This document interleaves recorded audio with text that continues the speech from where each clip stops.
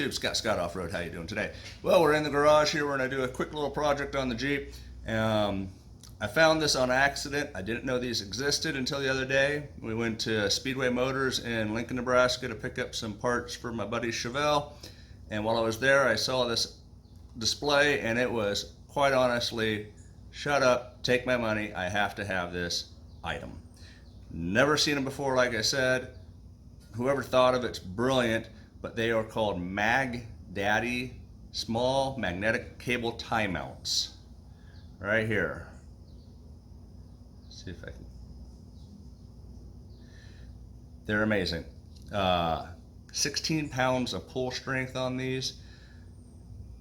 A lot of the times when I'm doing my wiring, I'm able to tuck my wires up out of the way, and I do as best I can in hiding my wires. But I do have a set of wires underneath my Jeep right now that I've really been unhappy with because I had to go from one side to the other. I didn't want them mounted to the skid plates because skid plates are made to come off, and I didn't know what to do, so I mounted them as best I could going up along the bottom of the body and have not been happy with it. Found these, I had a need for them. They're like $11, $12, $11.99 I think is what I paid for them plus tax. I got 5 of them. And they are, again, absolutely amazing. This is pretty much what they look like. It's just a little magnet, a little place for your zip tie to go through. So we'll give it a try. Again, let me show you how much pull this thing takes. I know 16 pounds doesn't sound like a lot to some, and even me, it's like 16 pounds, yeah, that's okay, whatever, but check this out.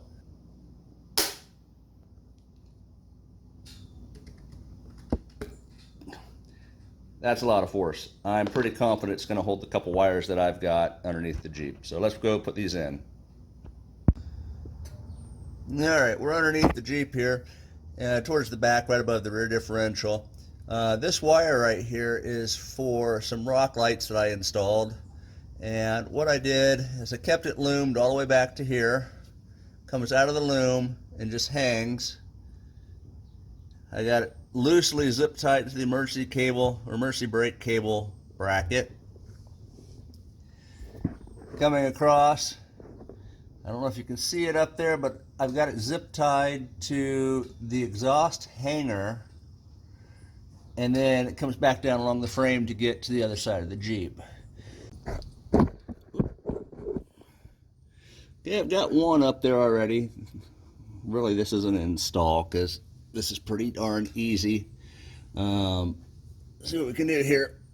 What I tried doing is run the magnet through, or the zip tie through the magnet, run the zip tie, tie it where I'm going to want it.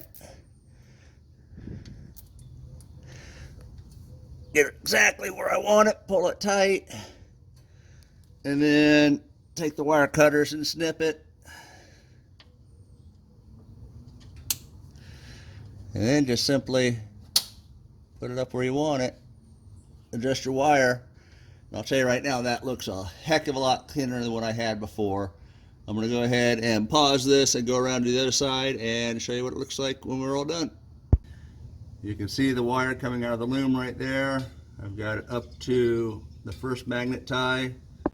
The other one is up underneath the bracket for the emergency brake cable instead of being zip tied to that. You can kind of follow that wire. There's the next one over right above the exhaust hanger. I used an existing hole and a zip tie at the top of the frame. And then right about here, I set one on top of the frame to keep the wire up there. Like you saw, the install was pretty darn simple.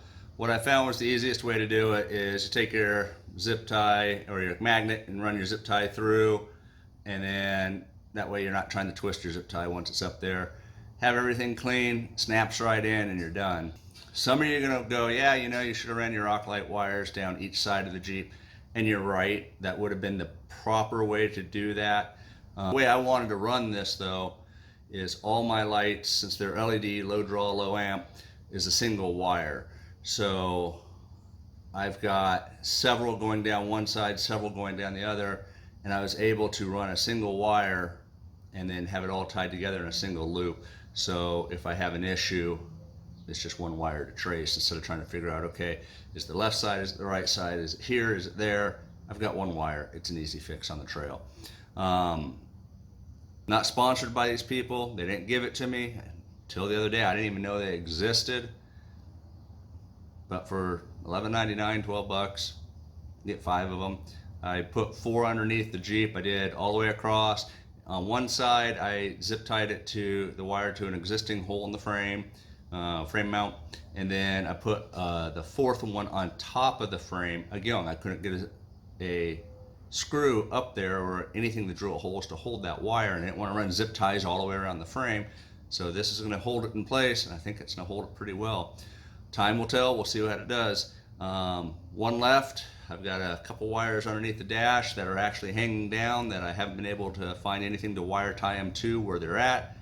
So underneath the dash I go.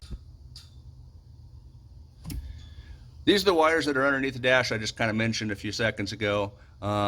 Pretty simple. They're just 3 power leads. 2 of them go to the seat heaters. Yes, I have heated seats in the Jeep. Wife absolutely loves them, and they are kind of nice on the long drives. And then the 3rd wire is for a 12-volt power port that I have mounted to the back of the center console.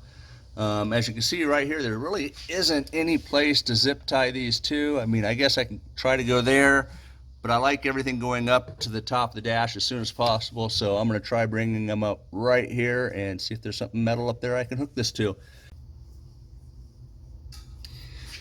Alright, it's zip tied on, as you can see right here. I'm going to cut the zip tie,